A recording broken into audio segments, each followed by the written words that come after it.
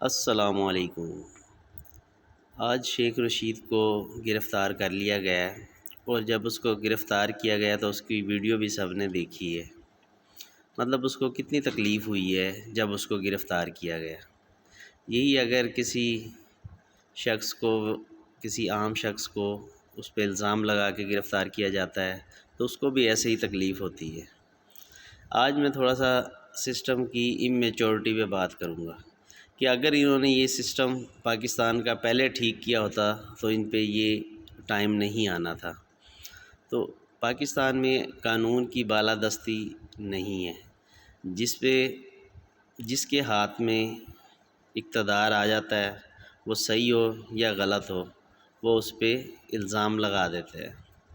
پاکستان میں بڑے اور چھوٹے سب قانون کے سامنے برابر ہونے چاہیے۔ اس میں یہ نہیں ہے کہ آپ جس کی حکومت آ گئی وہ جو مخالف پارٹی ہے اس کو پکڑنا شروع کر دے یا اس سے ذاتی طور پہ کوئی انتقامی کارروائی کرے۔ جب عمران خان کی حکومت آئی تھی تو عمران خان نے کہا تھا کہ میں سب کو پکڑ لوں گا، میں یہ کر دوں گا وہ کر دوں گا، لیکن 3-4 سال کا اسے ٹائم ملا اور اس نے کوئی بندہ گرفتار نہیں کیا، نہ اسے کوئی سزا ہوئی، نہ عدالتوں نے کچھ کیا۔ یہ مجھے سسٹم میں میرے حساب سے بہت بڑی ایک سسٹم میں خرابی ہے۔ اس سسٹم کو ٹھیک کیا جائے۔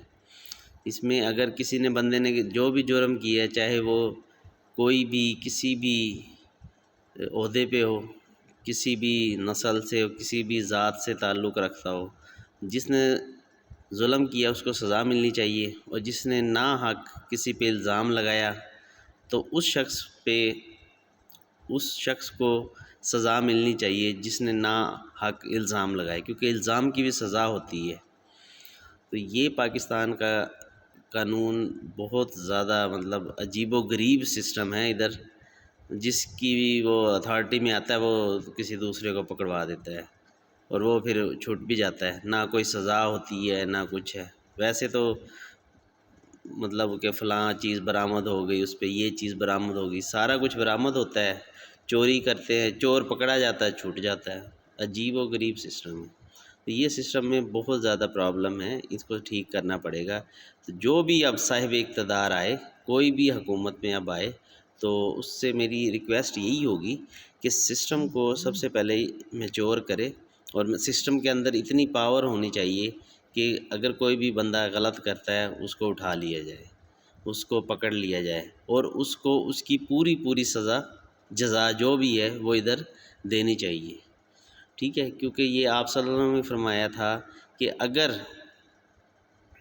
جب وہ لوگ سفارشی آئے تھے اور چھڑوانے کے لیے آئے تھے چوری کے الزام میں عورت کو، تو آپ صلی اللہ علیہ وسلم نے فرمایا تھا کہ اگر میری بیٹی فاطمہ بھی چوری کرتی تو میں اسے بھی یہ سزا دیتا۔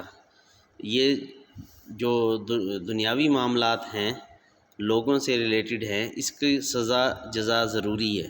اگر میں بھی کسی کے ساتھ زیادتی کرتا ہوں تو میں بھی اس کا رسپانسیبل ہوں کہ مجھے جو بھی جزا ہے وہ میں کروں، اس کا جس طرح بھی ہے اس کو کمپنسیٹ کیا جائے، یا جو بھی قانونی طریقہ کار ہے اس کو پورا کیا جائے۔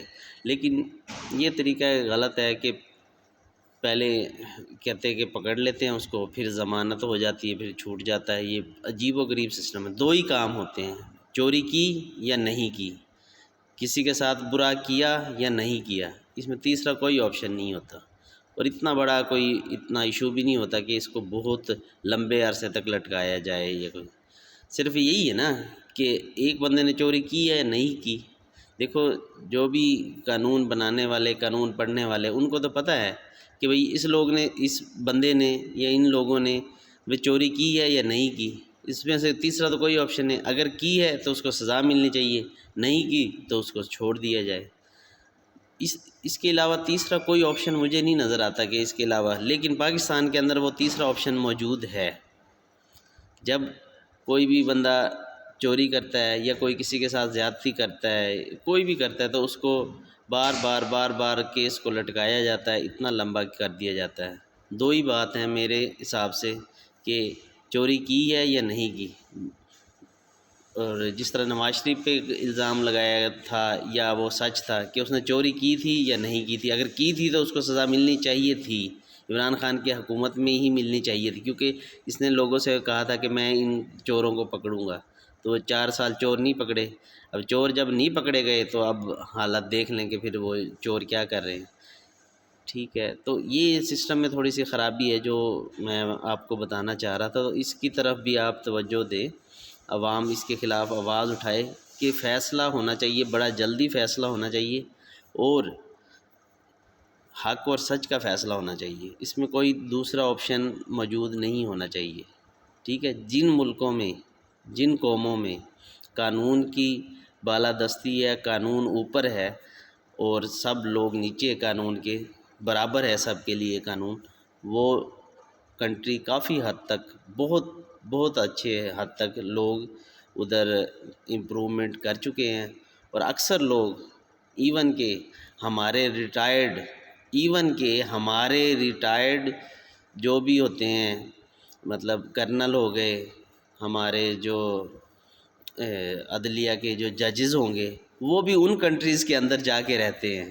اب یہ اندازہ لگا لیں کہ پاکستان میں وہ بھی رہنا پسند نہیں کرتے، مطلب وہ ان لوگوں میں ادھر جا کے رہنا پسند کرتے ہیں جہاں پہ قانون کی بالادستی ہے۔